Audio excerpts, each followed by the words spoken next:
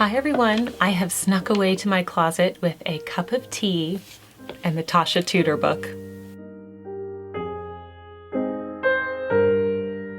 Welcome to the Daily Connoisseur. My name's Jennifer, if you didn't already know. If you're new, welcome to my channel.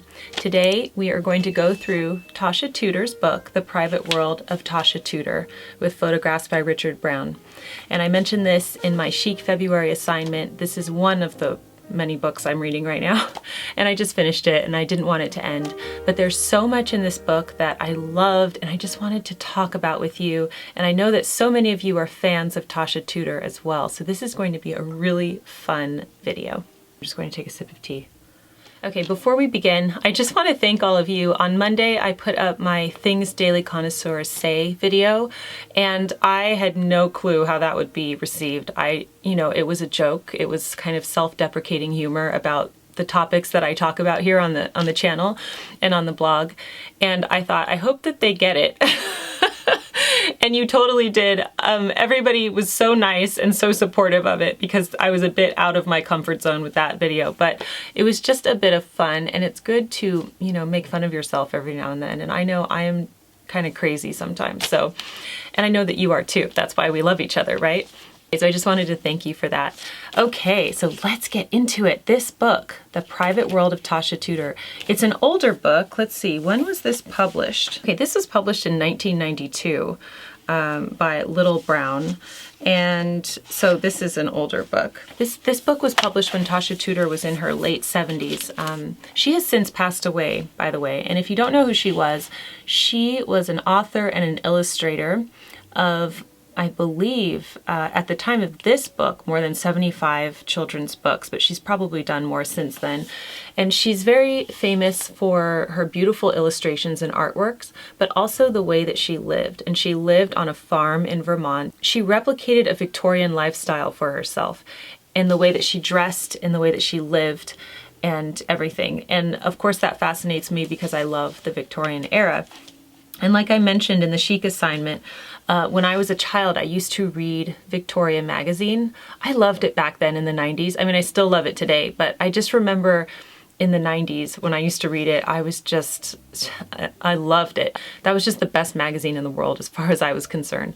And I would see pictures of Tasha Tudor. They would profile her every now and then. And I thought, why is she dressed like that, like in an antique way? And I was confused as a child. I thought, is she modern day, or are these old photographs? I didn't know. But she liked to dress in a time period way. She would wear costumes and antique clothing from older periods of time. She's a fascinating woman, and I just enjoyed this book. So if you're interested in learning more about her, you could probably check this out from the library, or they also have used copies that you can get online, and so I'll link that below.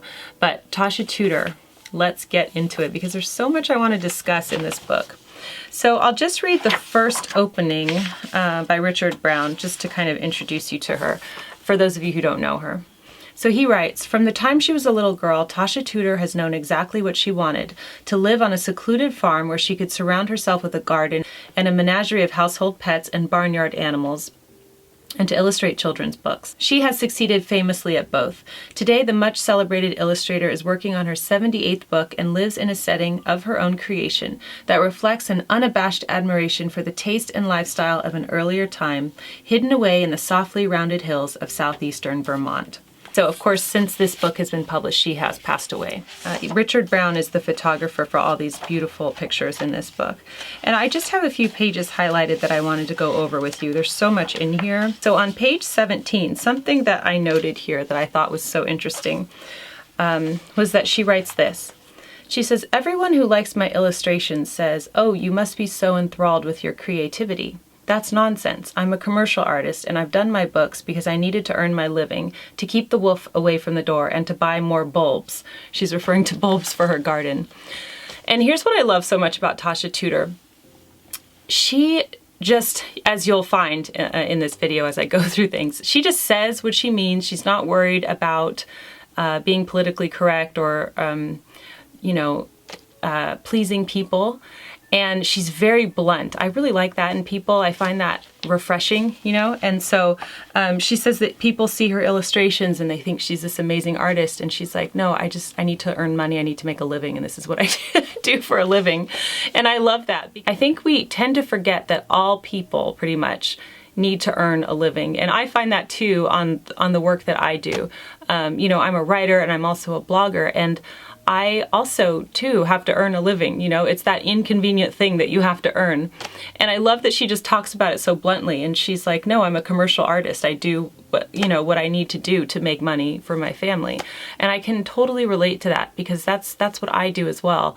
And I'm sure that's what you do as well. You just do what you have to do. And she was very fortunate that she got to do what she loved. Not everybody gets to do that. But I just love her blunt response there. Okay, the book shows a lot of pictures of her beautiful home. And you know, her home reminds me a lot of Anne Hathaway's cottage. And if you saw our England vlogs from last year or 2 years ago, we visited Anne Hathaway's cottage. That was Shakespeare's wife. And she had a beautiful cottage and amazing gardens. And that's what this reminds me of. Her gardens and cottage, you know, kind of remind me of that. And so she has a lot of gardening advice in this book. And I love this piece of advice for us clueless gardeners out there, right? She writes, I like flowers in real abundance. If you have just so much money, spend it all on one variety and make a big splash. I think that's such good advice. So it's, you know, sometimes I feel overwhelmed when I go to the garden center and I want to just buy a little bit of this and a little bit of that. But she says, if you only have so much money to spend, like a little budget, spend it all on one thing, you know? Like what if you just only bought hydrangeas or only bought lavender or whatever it was, and you just had a lot of it? That would really make your garden look beautiful. And that's what she did. And I love that. I think that's really good advice. Moving on, look at these beautiful peonies. Aren't they so pretty?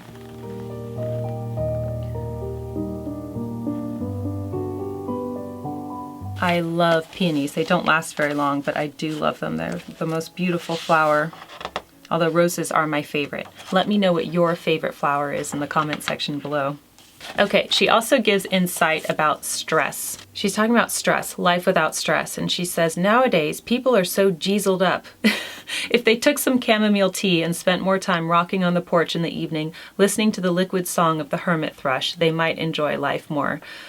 I so agree. I mean, what would she think about today, this fast-paced world we live in where we're constantly on our cell phones, constantly connected, constantly communicating to other people and looking at media and just stimulating our eyes and our brain with television and stuff like that?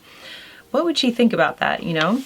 I think she's absolutely right. And I have been trying to take an afternoon tea break every single day, just a break, not where I'm sipping tea and running around doing other things, but where I sit down with a cup of tea and I look at a beautiful book, like a picture book, or a design book or something like that. And that, it just calms me down. There are certain things that you need to do to de-stress, and just pausing and putting the to-do list on hold is so important. I actually want to do a video on stress, and I'll probably do that in the next coming months, because I have a lot, you know, I've been thinking about stress a lot. I've been stressed. This page, I love the costumes and the dresses and everything. And don't you just love, one of the things I love about the Victorian era was the way that they dressed back then.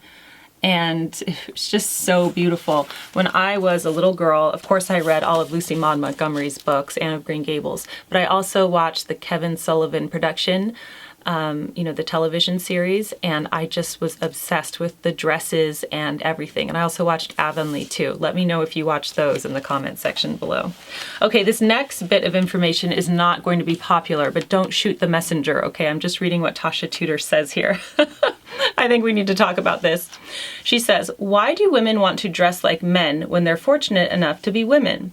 Why lose our femininity, which is one of our greatest charms? We get much more accomplished by being charming than we would by flaunting around in pants and smoking.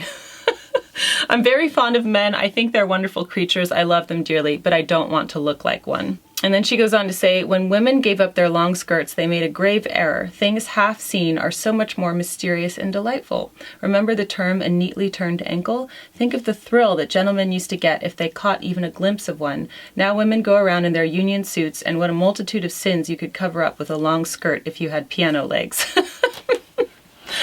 So funny. Okay, again, please don't shoot the messenger. I know I'm going to get comments on this one, okay? I'm simply reading the book and what she said. She's entitled to her own opinions. But I think what she's talking about here is, and I talk about this too on my blog, about femininity. If you're a woman and you would like to embrace your femininity, you know, do it. There's no harm in it. Wear dresses. If you're in the habit of just wearing your exercise clothes every day or just jeans and a t-shirt, but you long to just wear a dress, and when you do wear a dress, let's say your children really notice and they say, "Mommy, you look so beautiful," you know, there's a reason. So she talks about that femininity and how it's actually a gift and that we should embrace it. And I think that there's a lot of wisdom in that as well. And then this is so funny when she talks about being more mysterious by covering up more. I couldn't agree more. I'm actually shooting this on the Monday after the Oscars, and I was just looking at some of the dresses, and I didn't watch the Oscars, but I was just looking at some of the dresses, and some of the things that came to mind for me were, just because you can doesn't mean you should. There's just so much. One of the stars, was wearing this dress that basically was underwear with like a slit in front of it, and I just thought, you know, it's just not mysterious. I've seen everything, and you know, so that's my opinion and I'm entitled to it, but that's what I think. And Tasha Tudor is just so funny. I like how she just says what she thinks. Look at this beautiful picture. I think she shows a lot of her grandchildren in these books. I'm skipping through lots of pages here, but the book is organized in seasons, and so it's really nice to see the different seasons on her farm. She says, "People have a rose-colored lens when they look at me. They don't realize I'm human, and they don't see the real me. As Mark Twain said, we are like the moon. We all have our dark side that we never show to anybody." Yes! Oh my gosh, I read that, and I said yes. I actually underlined it, and I wrote yes on the side. And that's true. I mean, that's true with a lot of things. And I think people do have rose-colored glasses also when they look at me. So when I show videos like my junk drawer videos, they're so horrified and shocked. They can't believe that I have a junk drawer, you know? And then some people kind of comment on that. But it's like, I'm only human, you know? She says that. She says they look at me, they don't realize that I'm human. They don't see the real me. So do you relate to that as well? Do people look at you with rose-colored glasses and then, you know, they don't realize that you're human? Oh my gosh, there was so much that I highlighted on this page. This is page 104 and 105. First of all, take a look at her kitchen, and this is the most amazing kitchen. I love this. Okay, so there's so much to talk about on this page. First of all, she talks about catching mice. So I know this is totally random, but if you need to catch mice that are in your house, here's her tip. She says, "I've discovered that if you put the trap out 3 nights in a row with a luscious bait on it, cheese with bacon fat and raisins, but unset, he, the mouse, becomes careless like any other creature. Then you set it on the 4th night and you've got him." So I thought that was kind of funny.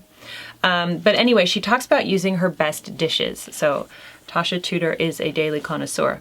She says, "I've used these dishes all my life. I'd rather use a thing and have it broken than hide it in a box and never see it. That's why I wear my old 1830s frocks. Most costume collectors would turn white with horror, but why have something and not enjoy it? Life is too short not to be enjoyed thoroughly."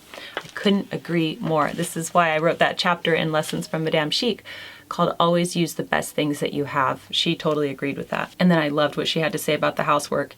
She says, "I enjoy doing housework, ironing, washing, cooking, dishwashing. Whenever I get one of those questionnaires and they ask, 'What is your profession?' I always put down housewife.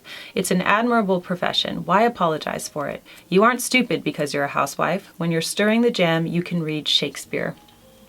I love that too. What's funny about my Things Daily Connoisseurs Say video from Monday is that in the little skit where I'm trying to cultivate my mind, I'm reading 3 tragedies by Shakespeare. I think it was like Hamlet, Macbeth. I can't remember what the third one was.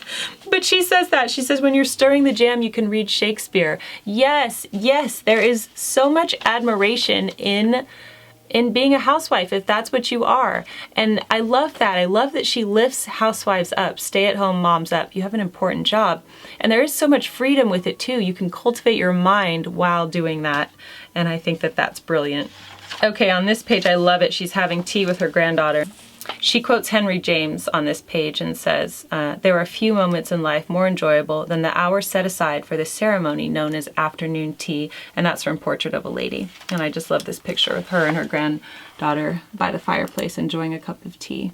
Speaking of tea, in the very end of the book, she talks about Christmas, and I love it. And she says, she talks about the traditions with the children and how they would all go outside, and she would make a nativity outside in the snow, and that they would remember that more than, you know, the presents and all of that. That's so true. During the holiday season, you know, memories are made when you do activities together. And I totally agree. Her children's eyes would open wide with wonder and excitement. And I love this little sketch she did of her family around the Christmas tree. And finally, I didn't want the book to end, but alas it did, and she writes, I'm perfectly content. I have no other desires than to live right here with my dogs and my goats and my birds. I think I've done a good job of life, but I have no message to give anyone. If I do have a philosophy, it is one best expressed by Henry David Thoreau. If one advances confidently in the direction of his dreams and endeavors to live the life which he has imagined, he will meet with a success unexpected in common hours. That is my credo. It is absolutely true. It is my whole life summed up. I love that Thoreau quote. I love that. I feel like that's my credo too. I love that last line. He will meet with a success unexpected in common hours. Yes. Yes to this book. I loved this book, and I'm inspired to learn more about Tasha Tudor. I hope that you enjoyed this. I would love to know your thoughts on all of the subjects that we discussed, and if you have any other interesting Tasha Tudor trivia that you'd like to share with us, please leave it in the comment section below. I will see you tomorrow for A Natural Home with Jennifer, where I'm going to be reviewing those shampoo and conditioner bars that I told you about. And then I have a fun girly video for you on Saturday where I open up a FabFitFun box. So that's just going to be a fun little video. If you can see this robe here, this is a robe. That's something I show you on Saturday. I hope you have a lovely rest of the afternoon. Thank you for joining me today on The Daily Connoisseur, and I'll see you tomorrow. Bye!